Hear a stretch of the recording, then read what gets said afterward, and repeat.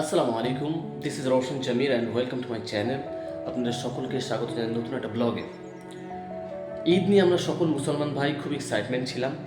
পবিত্র রমজান মাস আমাদের কাছ থেকে বিদায় নিয়েছেন।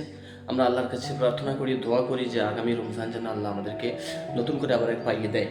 আর খাস করে আমরা ফিলিস্তিন মুসলমানদের জন্য দোয়া করব। আসুন নতুন করে আবার কাজ শুরু করি আজ থেকে। চলুন, লেটস গো।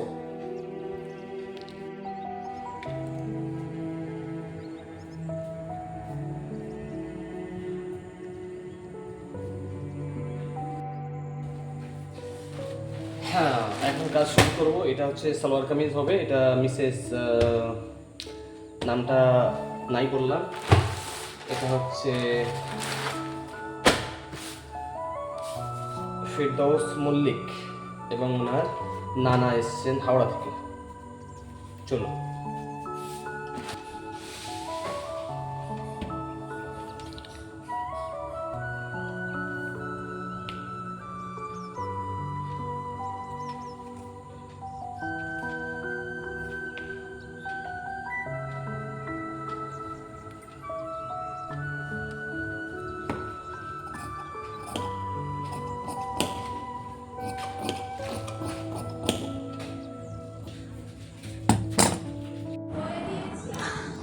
কাজের ফাঁকে তোমাদের ঘুরিয়ে নিয়ে আসি একটা অনুষ্ঠানে, ঈদ উপলক্ষে যেটা আয়োজিত করা হয়েছিল।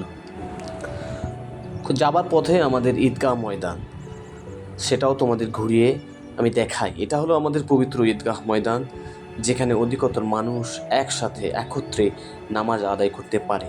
আমি মনে করি বাউরিয়া এবং তার পার্শ্ববর্তী এলাকার মধ্যে সর্বাধিক বৃহৎ ঈদগাহ ময়দান এটাই। আমাদের এখানে বাউরিয়া সিপাহীপাড়ায় প্রতি বছরের ন্যায় এবছরও ঈদ উপলক্ষে কিছু অনুষ্ঠান আয়োজিত করা হয়েছিল। আজকে তার শেষ দিন। আজকে বাচ্চাদের কিছু খেলা হচ্ছে, দেখাচ্ছি তোমাদের আরেকটু জুম করে। দেখতেই পাচ্ছ অসাধারণ একটা দৃশ্য। পুকুরের উপরে হয়েছে প্যান্ডেল, দেখতেই পাচ্ছ তোমরা। অসাধারণ অসাধারণ।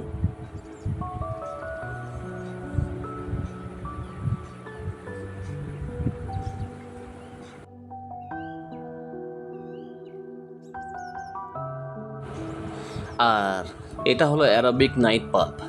খুব সুন্দর একটা জিনিস, মাত্র 50 রুপিস দাম, ফুটপাথ থেকে নেওয়া। আজকের মতো কাজ আমার এখানে শেষ। এখন আমি পড়বো এশার নামাজ। নামাজ খুব ইম্পর্টেন্ট একটা জিনিস। প্রত্যেকটা মুসলমানকে নামাজ পড়তেই হবে। পবিত্র কোরআন শরীফ আল্লাহ তাআলা, মহান আল্লাহ তাআলা পবিত্র কোরআনের মধ্যে 82 স্থানে আকিমুস সালাত এই শব্দটি ব্যবহার করেছেন। অর্থাৎ শুধু নামাজ পড়লেই হবে না, নামাজ আল্লাহ তাআলা বলেছে কায়েম করতে। তো তোমরা চেষ্টা করবে প্রত্যেকটা বক্তের নামাজ বক্তের সাথে আদায় করার।